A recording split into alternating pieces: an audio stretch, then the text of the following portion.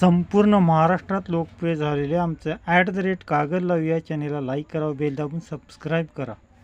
कागल नगर परिषद वाढीव कराविषयी नागरिकांकडून हरकती मागवणार. नगराध्यक्षा सौ सविता माने. कागल नगर परिषदेने कर वाढविला आहे.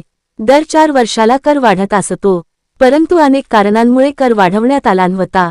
कोरोना काळात नगरपालिकेचे कर्मचारी नागरिकांपर्यंत जाणे शक्य नव्हते, कारण त्यावेळी आरोग्याचा प्रश्न होता. त्यानंतर पाठोपाठ वेगवेगळ्या निवडणुका आल्या, त्यामुळे ही कर वाढवणं शक्य नव्हते.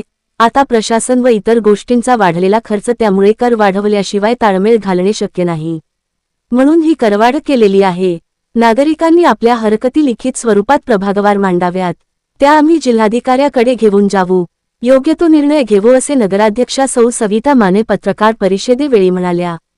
यावेळी चंद्रकांत गवळी, भैया माने, प्रकाश गाडेकर, अरुण गुरव यांच्यासह सर्व नगरसेवक उपस्थित होते.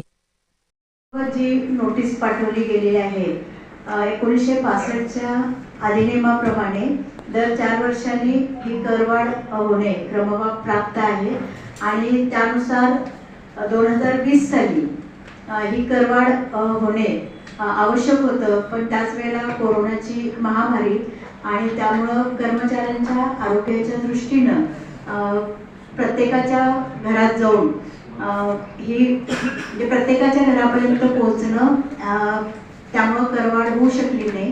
त्याचबरोबर 2023-24 या काळामध्ये लोकसभा आणि विधानसभा आणि त्यानंतर नगरपालिकेच्या निवडणुका, यामुळं प्रशासनाकडून करवाढ होऊ शकली नाही.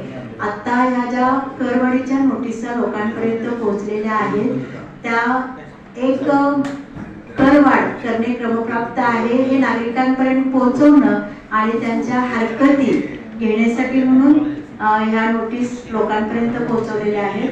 लोकांनी याच्यावर हरकती द्यायच्या आहेत आणि त्यानंतर आम्ही लोकप्रतिनिधी म्हणून जिल्हाधिकाऱ्यांसमोर ह्या करवाढीबाबत चर्चा करणार आहोत.